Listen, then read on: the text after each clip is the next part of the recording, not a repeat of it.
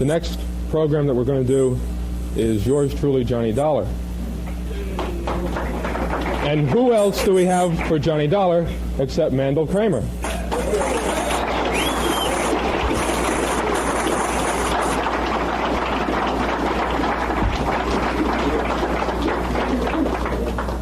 And then playing Harry is the counterpart of Manny Kramer for many years on Counter Spy, Don McLaughlin.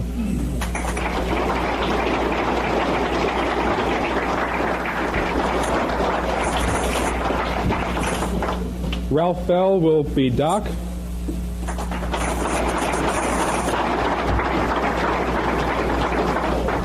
Then we have somebody doubling who's very used to doing this, Court Benson.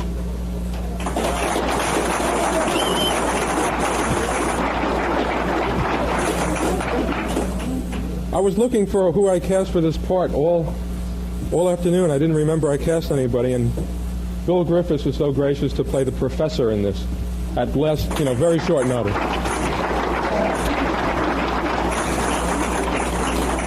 Ian Martin will play Foot. It's the guy's name, Terry is the only female person of the opposite sex in the script. Will be played by Vicky Vola.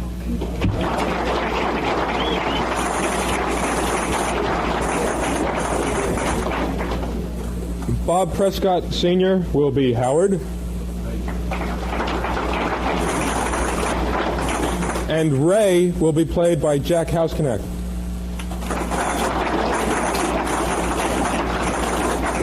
The announcer will be Bob Dixon.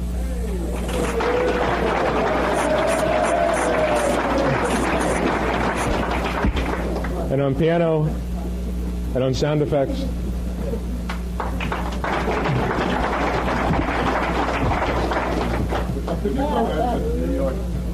walk up through here. Jonathan over here. Watch the boards.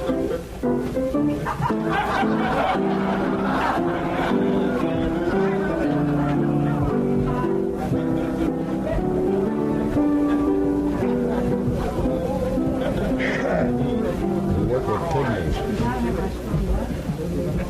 Which is the filter then? Neither one. Huh? Neither one. Oh, no? Well, we'll pretend. I'm going to do it this way. We'll make believe.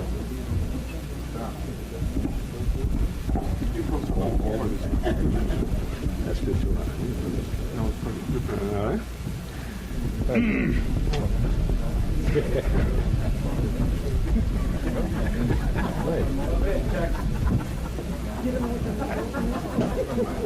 I'll use it. Oh, all right. From Hollywood, it's time now for Johnny Dollar. This is Harry Branson at Philadelphia Mutual Life and Casualty Company. Hello, Harry. What's with you? John, I have a case I'd like you to handle for us that is somewhat unusual. Have you ever handed me one that wasn't completely screwy? I said unusual. And I said screwy.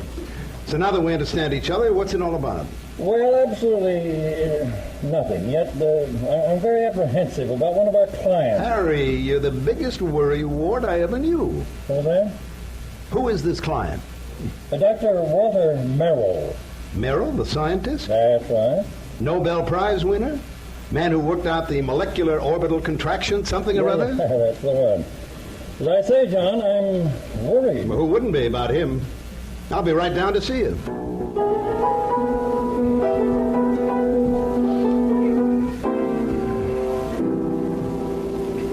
In the exciting adventures of a man with the action-packed expense account, America's fabulous freelance insurance investigator, Yours truly, Johnny Dollar.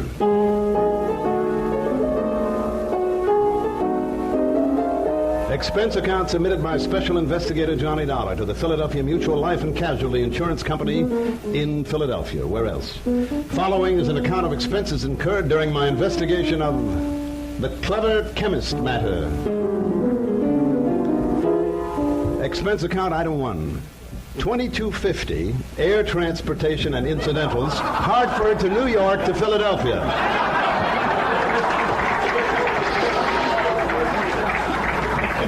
didn't even stop to check my bag, but headed directly for the Philly Mutual building on Walnut Street.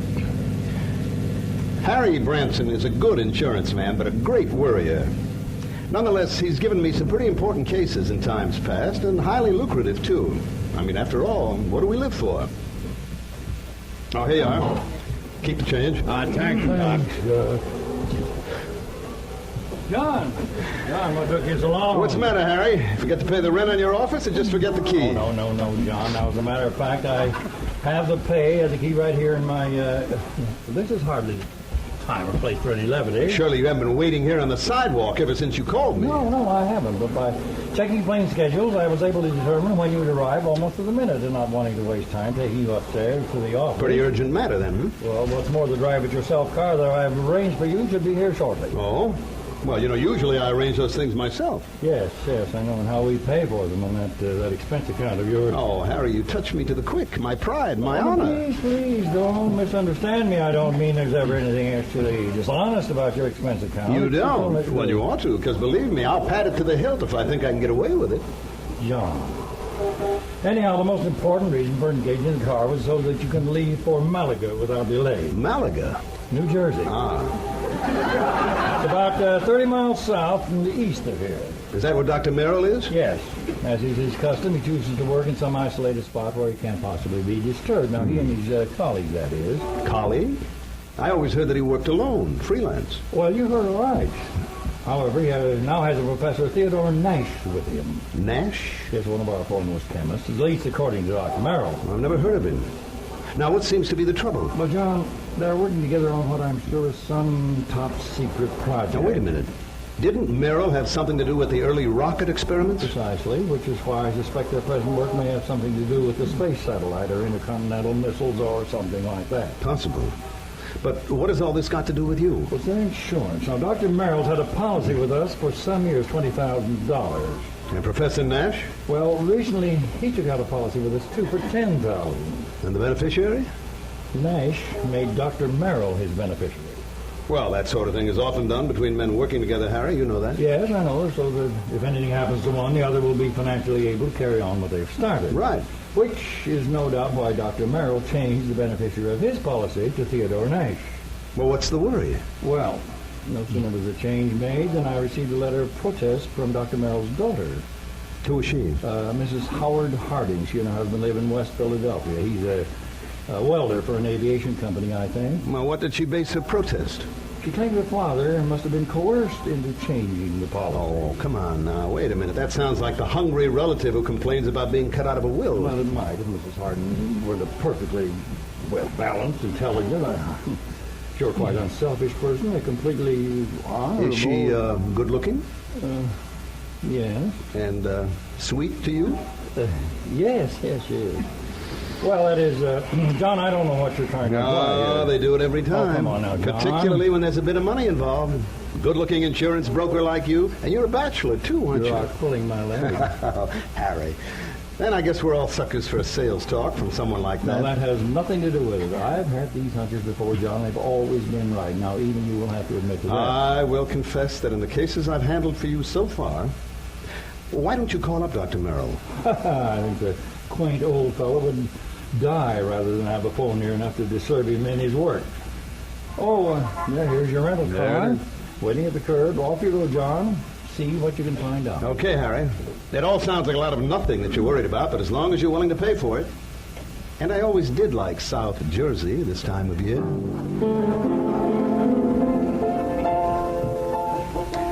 I drove across the Delaware River Bridge into Jersey and headed for Route 45 to Westville, Woodbury, and finally Pittman, where I picked up Route 47. What Harry had said was true. These hunches of his had a remarkable way of panning out. He'd saved his company a lot of money by anticipating trouble before it actually happened. And yet, who was I to complain? After a pleasant hour's drive through cranberry bog and farm country, I pulled into the quiet little town of Malaga, population, I'd say, under 500. First stop, the post office. I'd like to have 10 ones. Dr. Merrill? Yeah, sure. Well, you go back the way you came, about a mile, till you see the name Wampus Bung. What? It's the name of one of the bungalows on the edge of the lake. Wampus means cat. Bung is bungalow. Wampus Bung. Oh, yes, I see. The doctor and the professor got the fourth cottage beyond it. It's a white one with a fence around it. Good. Thank you very much. You don't mind, you can take their mail out to them. They haven't been in to pick it up for 4 or 5 days now. Oh, nothing wrong, is there? Who'd know? The way those two keep to themselves, you think that whatever they've been working on was the atomic bomb. Yes. Well, Just be sure you let them know you're at the gate before you try to go through the fence. why? What do you mean? Well, the professor's liable to take a shot at you, seeing you prowling around. Oh, well, thanks. I'll remember that. As I drove back and toward the edge of Little Malaga Lake, the idea of getting shot at by anyone living in this peaceful, quiet place seemed ridiculous. The lake itself, by the way, looked pretty inviting, and I made a mental note to come back here on my own sometime after the fishing season opened. As the postmaster had indicated, the fourth cottage beyond Wampus Bung was heavily fenced in. So I gave notice of my arrival. I'd barely left the car when the door of the little cottage opened. Yes? Who is it? Dr. Merrill? Yes. My name is Dollar, sir. Johnny Dollar, insurance investigator. Harry, Branson? That's right. Harry Branson sent me down here to see you. Come in. I'm most glad to see please come into the house, yes? Thank you. Is Professor Nash here? He's in the laboratory. Oh, come, please, into the house. As he spoke, the sliding door on the garage at the side of the house opened. A rather swarthy man, some years younger than Dr. Merrill, stepped out, quickly closed the door and threw a heavy bolt on it, then looked over toward us suspiciously. Yeah, because it's better that you and I talk in private, alone. Doctor, who is that? Yes, Professor. If we have a visitor, why do you not bring him here where we can both speak to him? Yes, of course. This is Mr. Johnny Dollar, is Professor Theodore Nash. Mr. Dollar? How do you do, Professor? I'm from your insurance company. Just making a little routine checkup. No, fine. I'm glad to see you. As a matter of fact, I wish to talk with you. How do you do? Come into the laboratory. Professor, do you think it wise? Of course, Doctor. Since he is not a man of science, I'm sure there is no harm in his seeing it. And you have an experiment going, remember? Yes, but I wish to... Mr. Dollar, within these four walls, the genius of Dr. Merrill and my own poor efforts are creating things that will startle the world.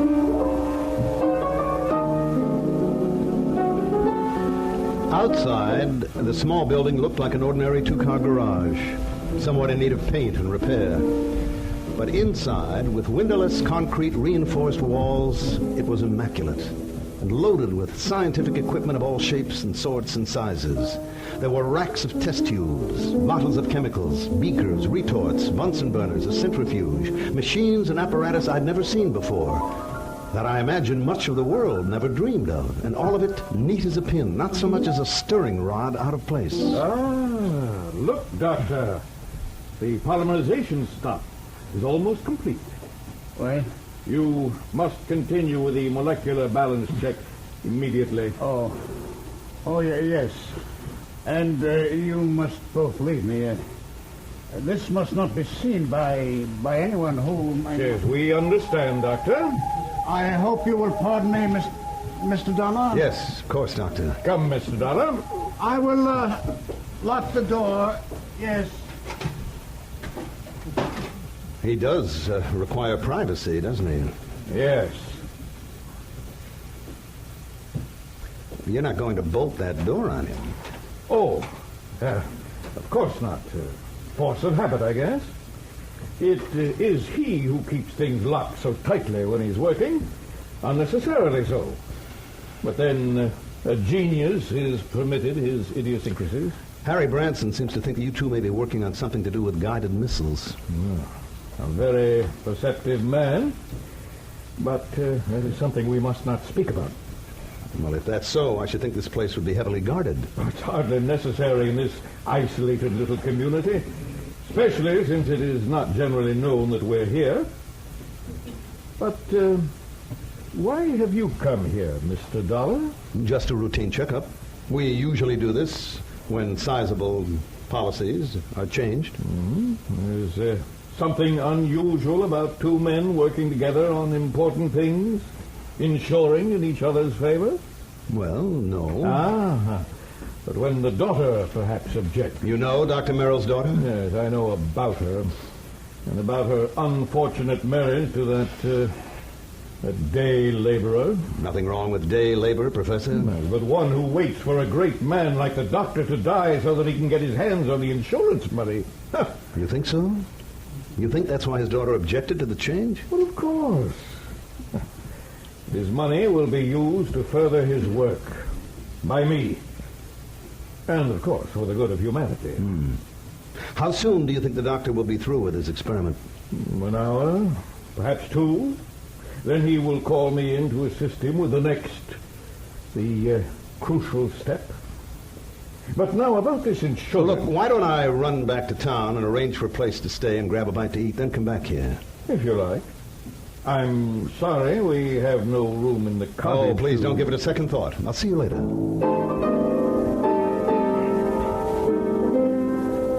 Something of Harry Branson's hunch had passed on to me, a strange feeling about the whole setup.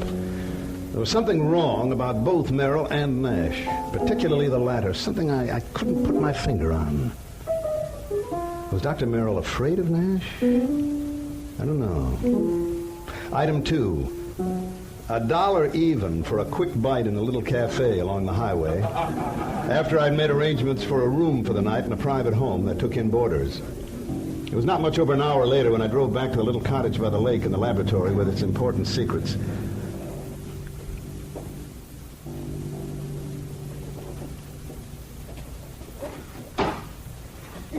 Then I heard it. Someone pounding on the door of the laboratory from the inside. Help! Someone calling for help. Help in the name of heaven! Someone hear me! Help! Help! Professor? Help me! Open the door! But the lock's on the inside. Turn the lock. No! No! What?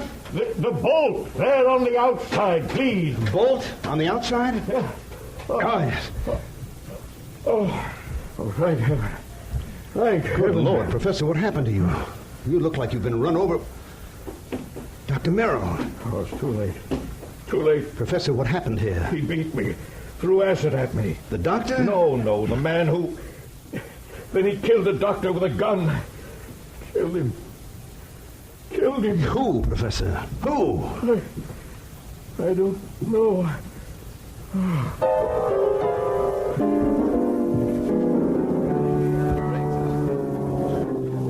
Act 2 of yours truly, Johnny Dollar, in just a moment.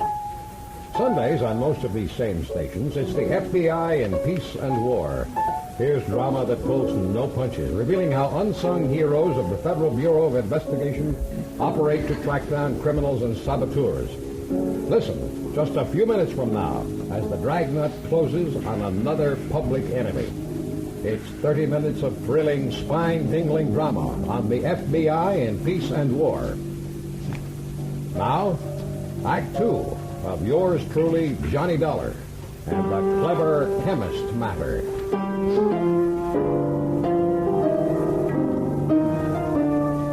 Expense account item 3, $10 for the services of one Dr. Frederick Foote, the only resident medico in the little town of Malaga, New Jersey. After pronouncing Dr. Walter Merrill dead, He took the badly beaten Professor Nash to his office clinic. While waiting for Nash to get in good enough shape to talk, I ran up item 4, 10 cents for a phone call to the sheriff, who promised to come over as soon as he could enlist the aid of the nearby state police. Finally, Dr. Foote gave the word. But I suggest that you talk with him as little as possible, Mr. Dollar. He's in pretty bad shape, Dr. Foote. The intruder not only beat him severely, but threw a bottle of acid in his face. Oh, dear. Professor Nash will never have the use of his left eye again because of that nitric acid. The burn on the skin, however, is not too serious. Tell me, has Nash said anything that might help us identify the assailant and killer? Oh, no. Now, please don't talk with him too long. Yes, Oh, hello, Professor. yes. Oh, Mr. Dollar. Mr. Dollar, I'll never see again with my left eye. He's told me. Yes, I know. I'm very sorry. The great Dr. Merrill. He's dead. What a loss. Professor, did you see the man who attacked you? Yes?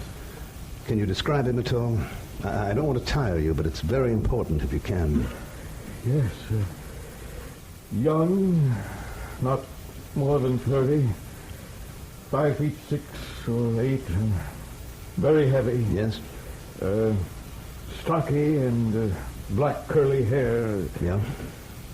Hands like a working man. A laborer. A common... Have you ever seen this man before? No. No, I... Oh, here. Let me give you some water. Thank you. Tell me, do you know why he came in and attacked you and Dr. Merrill? No.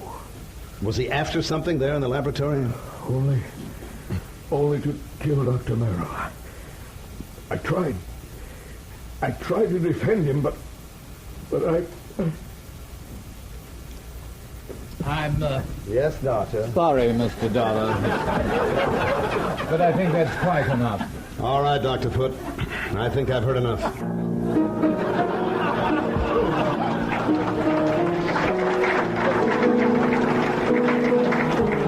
I managed to get back to the cottage by the lake before the police arrived. I made a quick search and came up with one very damning piece of evidence. In one of the bedrooms, I found a picture of a wedding couple. It was inscribed, "Love to the dearest father in the world." And next to the bride stood a man who answered perfectly to the description Professor Nash had given me. The husband of Dr. Merrill's daughter, Howard Harding. Then I thought of what Nash had said about Harding. His antagonism toward him, his conviction that Harding was the one who resented the change in the insurance policy. There was something else, too. Something that had happened when I talked with Nash in the doctor's office. By the time I got back to the laboratory, the sheriff and state police arrived. The sheriff, I'm afraid, badly mussed up any prints that might have been left on the bottle of acid. However, in the weeds outside, a state trooper found the pistol, a .38 caliber Luger that had killed Dr. Merrill. The fingerprints had apparently been wiped off, but the gun was carefully wrapped to be checked more thoroughly by fingerprints. Before taking off on a mad dash back to Philadelphia, I stopped at Dr. Foote's and picked up one water tumbler. Item 5, $3.70 for a tank full of gas.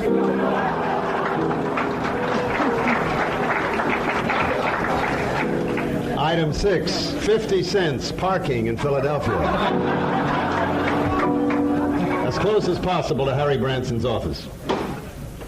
Well done. Back to school? Yeah. What have you found out about Dr. Merrill? Gary, he's dead. What? I haven't had time to get all the details, but listen. But, John... No, listen. First, write down the address of Mr. and Mrs. Howard Harding for me. His daughter, does she... No, she doesn't know yet, and I hope I can avoid telling her before... But write it down for me, will you? Yes, of course. All right, now, number 2, take this. No, don't unwrap it. See that it gets to Ray Kemper at the Federal Bureau, and fast. He'll know what to do with it, and I'll check with him about it later. Thanks, Harry. Well, but now, John... Harry, this is one time this expense account of mine is going to save you a lot of money. I think. I don't know how many red lights I skipped in the drive out to West Philadelphia, but I felt like a hound dog on a hot scent. The home of Mr. and Mrs. Howard Harding turned out to be in a nice, quiet, residential area. I was met at the door by the girl in the wedding picture, a tall, very nice-looking blonde in her late 20s. Oh, yes? Mrs. Harding? I'm Terry Harding. I'm Johnny Dollar from your father's insurance company. Oh, good. Come in. Please come in. Perhaps you can help me make him do something about that policy of his. Well, that isn't Someone exactly... has poisoned Daddy's mind, Mr. Dollar. What do you mean? Well, it isn't that I want the money if Daddy dies, which, heaven forbid. Well, it doesn't exactly look as though you need it. Why, of course we don't. Howard's been doing so wonderfully at Colonial Aviation. Oh, apparently. I'd had a notion that he was just a welder or something. Oh, dear. No. That's what Daddy called him because he wasn't too fond of Howard. And that's why, that's the way Howard started before we were married. Now he's one of the officers of the company. Where is he, Mrs. Harding? Well, as a matter of fact, I thought that you were Howard when you drove up just now. He's been fishing. Fishing? Mm-hmm. Some little lake over in Jersey. He goes every Saturday, all by himself. Malaga Lake? No, Malaga's where Daddy works. He and that, That what, Mrs. Harding? Oh, I don't know. It's Howard, I guess. What do you mean? Well, Howard has never liked or trusted him, even though they've never actually met. And when Daddy changed his insurance to name that professor, Mr. Dollar, there is something wrong about that man. What? Well, I don't know. Daddy always worked alone until he came along. Now, Daddy's such an alert, bright-eyed little busybody in spite of his age. Your father? Yes, he's like a cute little wound-up spring hopping about like a... Mrs. Harding. Yes? Mrs. Harding, when I saw your father... Oh, then you see, Daddy. Well, then you know what I mean. He was tired. He was almost in a daze, and he spoke with difficulty. Oh, no, you're mistaken. He chatters away like a jaybird. Mr. Dollar, what is it? Well, he must have been doped. I mean... What are you talking about? Hi, honey. Hi. Well, I'm just as lousy a fisherman as usual. Oh. Not a single... excuse me. Mr. Harding, just tell me one thing. Well, that depends who you are. Oh, no, Mr. Dollar's from the insurance company, darling. Not Johnny Dollar. That's right. Well, I've certainly heard of you. Tell me... Well, you tell me, Mr. Harding, where have you been? Like fishing. Where? Oh, over in Jersey. Yes, but where? Well, a little private lake. Where? Over near Mount Holly. That one place I know of where nobody else ever goes. Where I can get rid of the cobwebs, that's my job. Hey, wait a minute, Dollar. What is this? Harding, you've been identified as the man who murdered Dr. Walter Merrill.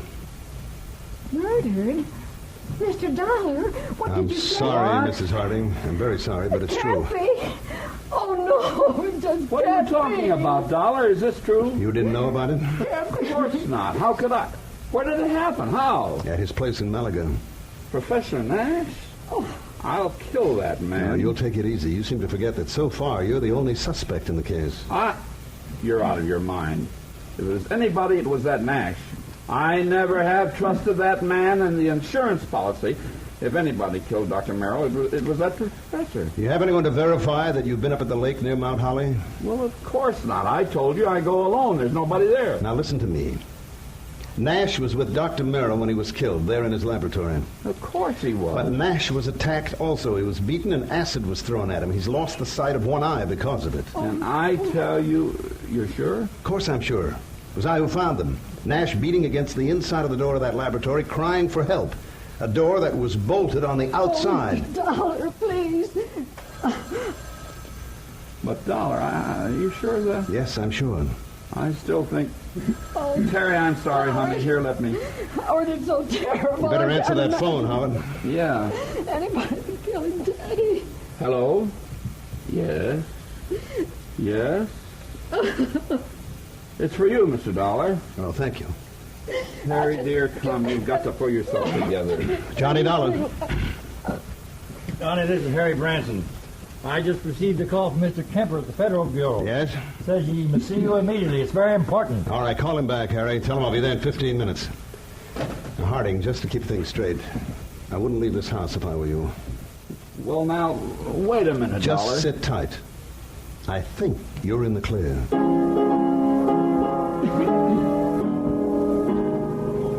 More red lights got passed up on my way to the Philadelphia office of the Bureau.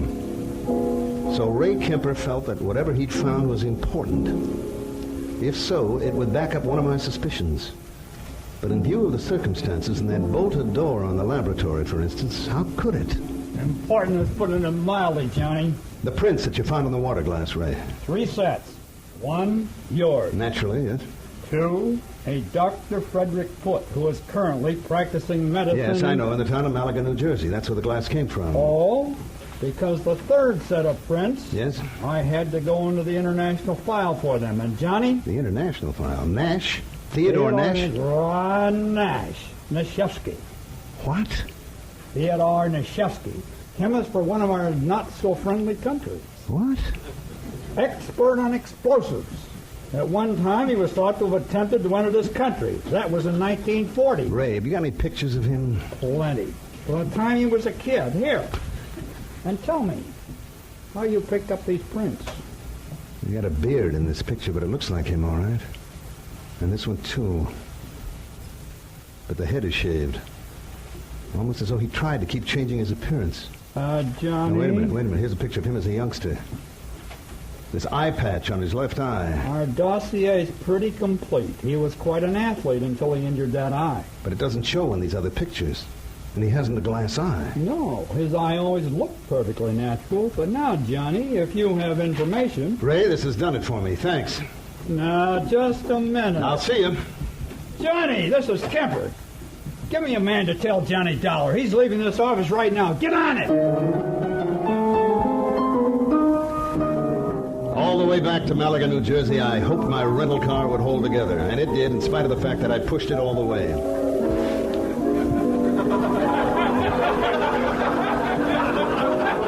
International intrigue is a bit out of my line. But this time, so help me, I was beginning to feel like an FBI man. I stopped at State Police headquarters along the way, and according to them, Nash was off the hook, not only because of the acid thrown in his face, but even more important, because of my own testimony that I'd found them locked in that laboratory. I stopped again at the lab. Nothing. Then back to Dr. Foote's office. Very well, Mr. Dollar. When they arrive, I'll insist that they wait for you. Thank you, Doctor. Well, Professor? Have they found anything, Mr. Dollar? Have they found the man who attacked us and killed poor Mr. Merrill? Professor, I think I have. Oh? But tell me something. Yes, of course. Your government doesn't pay you very well, does it? Merrill and I were not working for the government, Mr. Dollar, although, of course, the results of our work... I'm talking about your government. Your own real boss. I don't understand. Well, no doubt it's very much interested in anything this country develops in the line of guided missiles, that sort of thing. Mr. Dollar... Now, let me go on. Merrill was doing important work, stuff that would be of inestimable value to any country in the world. Well, of course. And your country would have paid you well for the results of his work. But, brother, they'll never get them. I don't know what you're talking about. Money. The loot from Merrill's insurance. Yes, it was enough to get you out of here after you'd gained the knowledge you needed of Merrill's work. See here, Dollar. After you'd killed him before he could give to his country, the United States, what he had been working on. Oh, you're a fool. I was beaten, too. The poor old man put up a pretty stiff fight, didn't he? You think I would have done this to myself? My eye? You gave yourself away earlier when you reached out for a glass of water that I handed you right here in this room. A man who had lost his sight in one eye would have lost his aim until he got used to it. Funny, though, it didn't come to me until later. You are mad. You haven't seen out of that left eye since you were a kid. I tell you, you're mad. And a little acid burn to make it look like an assailant had thrown it at you would be well worth the alibi it gave you. Fyodor. Fyodor? That's right. Fyodor Nashevsky.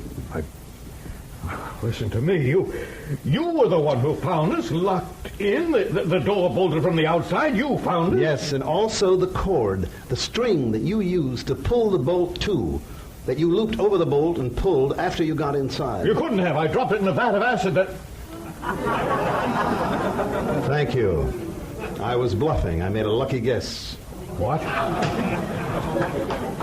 What a brain. Nashevsky, I'm sure glad that a guy like you isn't working on our side.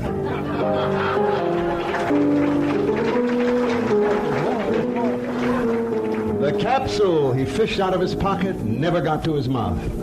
And I'm afraid he won't see very well out of his other eye for a while. My knuckles still hurt. It was lucky for him that the police arrived. I'm afraid I don't like guys like him.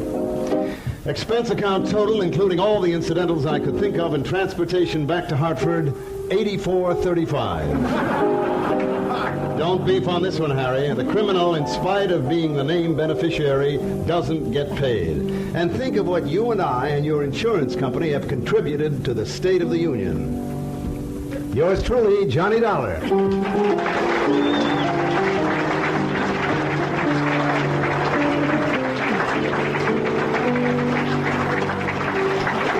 Our star will return in just a moment. As far as we know, nobody's ever been expelled from school for laughing too much at our forlorn school marm, our Miss Brooks, as played by Eve Arden. As a matter of fact, the whole point of this lighthearted comedy series is to make folks laugh. And the more you let yourself go and enjoy the highly comic antics of Miss Arden, the higher your grades in deportment will go. For an E for effortless, endless amusement, hear Eve Arden as our Miss Brooks a little later in the day today on most of these same stations. Now, here's our star to tell you about next week's story. Next week, a real close look at a little-known but very dramatic side of Hollywood. Join us, won't you? Yours truly, Johnny Dollar.